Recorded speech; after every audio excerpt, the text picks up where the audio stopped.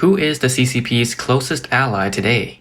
Some may think of North Korea or Russia, but the true Iron Brother often touted by the Chinese government to its citizens is Pakistan, affectionately called Batie. Recently, however, news from Pakistan reveals a surprising shift. The Batie have finally turned against Chinese companies. A video circulating on social media shows a group of Pakistani male employees joyfully exiting a building, each carrying office supplies such as tablets, monitors, and computer towers. Some of these items still had long cables attached, indicating the employees were in a rush. The post suggests a large-scale theft had occurred at a Chinese-invested company, with all assets being taken. In the comment section, some netizens reacted with sarcasm. Finally, Batie isn't so iron anymore. Another failed project to deceive the public. Another added, "Did you raise your pig liver-colored passports? A faraway strike is coming." One more remarked, "It's coming soon in our country too. When the people have no food, they'll certainly go for a zero-cost purchase. You can't survive on grass for long." Analysts highlight that Pakistan has indeed been the CCP's closest ally, primarily due to their shared enemy, India. The dispute between India and Pakistan over Kashmir, dating back to the partition of India in 1947, has led to numerous wars and ongoing conflicts, compounded by religious and ethnic tensions, as well as geopolitical factors. In 2022, the Taiwan-based Doublethink Lab published a China Influence Index, ranking Pakistan as the most influenced country out of 82 assessed, particularly in the military, diplomacy, and technology sectors, where China's influence was noted to be extensive, especially in the tech sector, reaching 97.7%. To counter India, the CCP has heavily invested in military and infrastructure support for Pakistan. However, the shift in public sentiment in Pakistan towards Chinese enterprises raises questions. Why are Pakistani citizens no longer appreciative of China's efforts? And what has triggered this resentment? One of the most recent and costly projects is the Gwadar International Airport, which was inaugurated in October 2024. Despite being fully funded by China at a cost of $240 million, the airport remains inactive, with no passengers or airlines operating there. The situation has sparked skepticism about the airport's actual purpose, with some suggesting it may serve a geopolitical agenda rather than any economic benefit for Pakistan. Located in the impoverished and volatile Baluchistan province, Gwadar's airport stands in stark contrast to the local reality. Chinese Premier Li Qiang held a virtual inauguration ceremony for the airport in Islamabad, located 2,000 kilometers away, but the opening date was delayed multiple times due to security concerns. In September 2024, the airport held its inaugural flight, but the event was not open to the media or the public, appearing low-key and closed off. Over the past decade, as part of the China-Pakistan Economic Corridor (CPEC), China has invested billions of dollars into Balochistan and Gwadar. This project, promoted as a transformative development plan, aims to connect China's Xinjiang region to the Arabian Sea through infrastructure construction. However, the reality in Gwadar has seen little improvement. The city still lacks access to the national power grid, relying on neighboring Iran or solar panels for electricity, and clean drinking water remains severely scarce. For a city with a population of only 90,000, a newly constructed airport designed to handle 400,000 passengers annually seems unnecessary. International relations expert Azim Khalid pointed out, "This airport was not built for Pakistan or Gwadar, but for the CCP's presence," revealing the deeper geopolitical motivations behind China-Pakistan cooperation. In resource-rich Baluchistan, the CPEC project has not only failed to bring prosperity, but has exacerbated decades of separatist rebellion. Local insurgents argue that the state and foreign powers exploit the province's resources while neglecting the needs of the people. In recent years, violent attacks on Pakistani military personnel and Chinese workers have noticeably increased. In October 2024, hundreds of villagers in Tharparkar district, Sindh, held a rally in Islamabad to protest the environmental and health damage caused by Chinese-funded coal mining projects and coal-fired power plants under CPEC. Protesters chanted slogans condemning the callousness of the Pakistani government and Chinese investors, as well as the water shortages and pollution these projects have caused, demanding the cessation of these initiatives. To protect Chinese investments, the Pakistani government has significantly increased military deployments in Gwadar and attempted to suppress dissent. The city is now heavily fortified with checkpoints, barbed wire, soldiers, roadblocks, and watchtowers, and roads are often closed for the passage of Chinese workers or officials.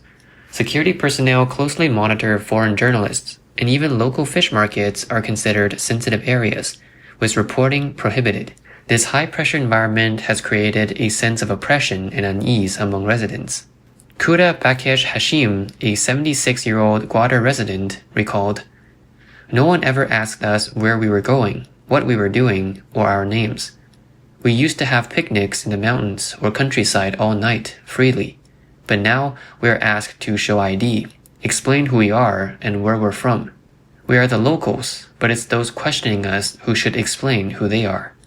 Since the first separatist rebellion in Baluchistan more than 50 years ago, thousands have reportedly gone missing, and anyone suspected of being associated with armed groups may be detained. Local activists accuse the government of forced disappearances and torture, though the Pakistani government denies this. Tension continues to hang over the region. The presence of Chinese enterprises has not brought tangible benefits to Gwadar residents. While the government claims that the CPEC has created about 2,000 local jobs, it remains unclear whether these jobs are for residents of Baluchistan or other parts of Pakistan. Hashim hopes that the project will bring work, hope, and a future for young people. He said, "When people have food to eat, why would they take a wrong path? Making people unhappy is never a good thing." However, Abdul Ghafoor Hoth, district president of the Baluchistan Awami Party, revealed that no local residents have been hired at the airport, not even as security guards. In December last year, he organized protests for several days to demand improvements in basic living conditions, such as electricity and water, but the government has made no progress despite promises. Pakistan is also facing another challenge, struggling to attract investment for the China-funded Gwadar Deep Sea Port. On January 8, 2025, Pakistan's Minister for Planning and Development, Ahsan Iqbal, admitted that nearly a decade after the first container ship docked at Gwadar Port in 2016, authorities still have not developed a specific plan to attract trade.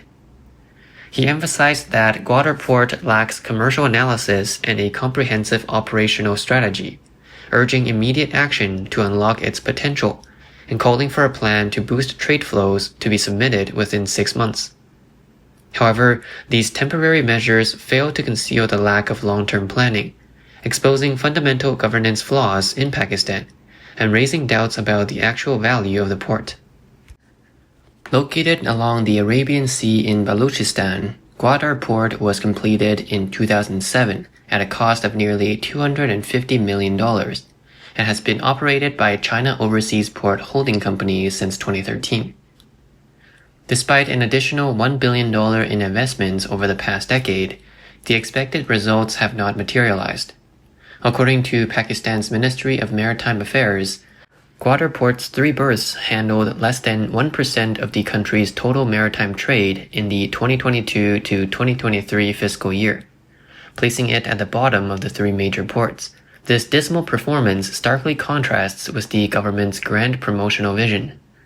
Mohammed Faisal, a foreign policy expert at the University of Technology Sydney, analyzed that this reflects Pakistan's short-sighted governance system and, more importantly, that Gwadar was designed from the outset as a geopolitical risk project, rather than a purely commercial port. He pointed out that the true intent of the CCP is to control the strategic maritime passage of the Arabian Sea through this port, to counter regional rivals like India, rather than to foster Pakistan's economic prosperity. This positioning makes it difficult to attract international investment and trade. Sri Lanka's Hambantota port serves as a cautionary tale.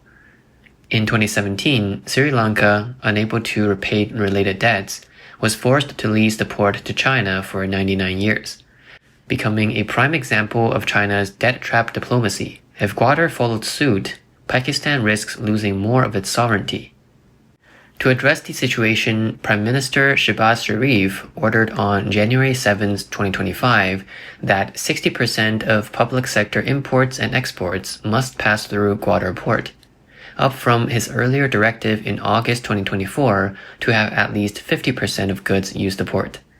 However, former Prime Minister Shahid Khaqan Abbasi candidly stated that the port currently lacks the infrastructure and human resources needed to handle large-scale shipments. He warned that without an additional $3 to $4 billion to upgrade the port to world-class standards, such policies are merely empty rhetoric.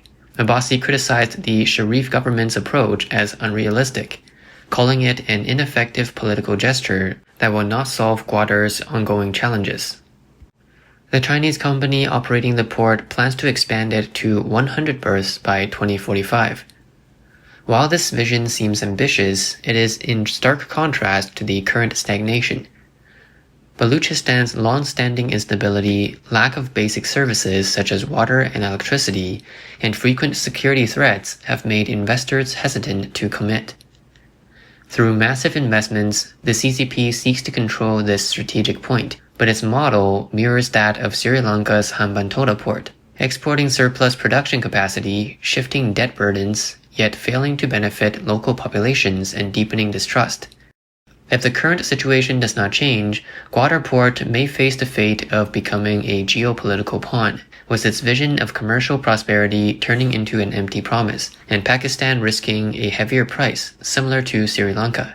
As the CCP's long-term geopolitical ally, Pakistan's military cooperation with China has always been a key aspect of their relationship, with Pakistan hoping to enhance its national defense by acquiring Chinese military equipment and technology. However, this cooperation is increasingly dragging Pakistan into a difficult situation. In recent years, Pakistan has faced devastating losses, including plane crashes and casualties, as it continues to rely on Chinese military technology.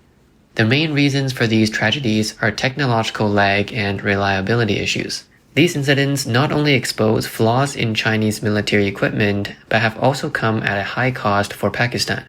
The Pakistan Air Force has increasingly relied on Chinese military equipment, with the introduction of the J-10C fighter jet being particularly notable. According to a 2022 report by China Times, Pakistan confirmed the purchase of the J-10C, marking the first successful export of this model by China and deepening military cooperation between the two countries. However, the performance of this equipment has been disappointing. While there have been no major reports of J-10C accidents in Pakistan by 2025, reliability issues with Chinese military aircraft have already been apparent in other cases. For example, on March 15, 2025, a fighter jet from the Southern Theater Command of the Chinese Navy crashed in Hainan, with United Daily News reporting that the jet fell vertically. While the pilot ejected safely, the cause of the crash is still under investigation. This incident highlights the instability of Chinese fighter jet technology, and Pakistan, as a direct user of this equipment, faces significant risks. In June 2024, a JF-17, a joint development between China and Pakistan, crashed in Punjab, with the pilot ejecting safely. The JF-17 shares technical ties with the J-10, but it is a different model. Historically, Pakistan has faced losses due to its adoption of Chinese military technology. For instance, the Soviet-made MiG-21, which was reverse-engineered into the J-7, suffered from frequent accidents and maintenance difficulties, resulting in numerous fatalities during its service in Pakistan. Although the J-10C is touted to be equipped with more advanced WS-10 engines and PL-15 long-range missiles, its technical parameters and maturity have been widely criticized for significant discrepancies. If the Pakistan Air Force encounters similar failures in training or combat, the consequences could be catastrophic. The technical lag in Chinese military equipment is a key factor in Pakistan's losses. Despite being marketed as a fourth-generation plus fighter, the J-10's core technology still lags behind that of Western nations. The WS-10 engine, though domestically produced, does not match the stability or lifespan of the US-made F-16 engines, which is one reason Pakistan has long relied on American equipment. Furthermore, China's military technology transfers often come with restrictions, leaving Pakistan unable to access complete technical data, which hinders maintenance and upgrades. Any delay in parts supply or insufficient technical support severely impacts the readiness of these aircraft. This dependency has become particularly critical in the volatile 2025 geopolitical situation. According to a March 11, 2025 United Daily News report, a train carrying 450 passengers was hijacked by separatist militants in Balochistan, resulting in at least 10 deaths. If Pakistan's Air Force cannot rapidly deploy fighter jets due to technical issues, the losses on the ground will be unavoidable. In contrast, India's acquisition of French-made Rafale jets with their advanced technology gives India a clear edge in confrontations with Pakistan, adding pressure on Pakistan while diminishing its international standing. The economic cost of introducing Chinese military equipment is also heavy. While the purchase price of the J-10C is lower than Western fighter jets, the subsequent maintenance costs and losses due to accidents have burdened Pakistan. Each aircraft crash not only means the loss of expensive equipment, but also the sacrifice of pilots, which severely impacts Pakistan's Air Force human resources. Training skilled pilots requires years of time and substantial investment, and frequent accidents undoubtedly weaken the Air Force's combat effectiveness. Additionally, China's military sales to Pakistan have not only brought equipment but also debt pressure, mirroring the model of the Belt and Road Initiative, further exacerbating Pakistan's economic struggles. Historically, Pakistan was a key ally of the United States, with close cooperation during the Cold War. However, over time, it became a pawn in the CCP's strategy to counterbalance India. The geopolitical landscape shifted dramatically with US President Trump's strong stance against the CCP, and Russia has since chosen to gradually distance itself from China, seeking a new strategic balance. Today, Pakistan faces a crucial decision. Should it follow Russia's lead, decisively abandon its close ties with China, restore its alliance with the United States, and seek to resolve historical animosities with India? Or should it continue to follow China, making enemies of the US, India, and even Russia, and risk further isolation? This decision is critical, as the CCP's approach conflicts fundamentally with the values of these countries and the international community. Its stance against the world and humanity makes the position of its allies increasingly uncomfortable. If Pakistan does not carefully weigh its options, its future strategic position could become even more difficult.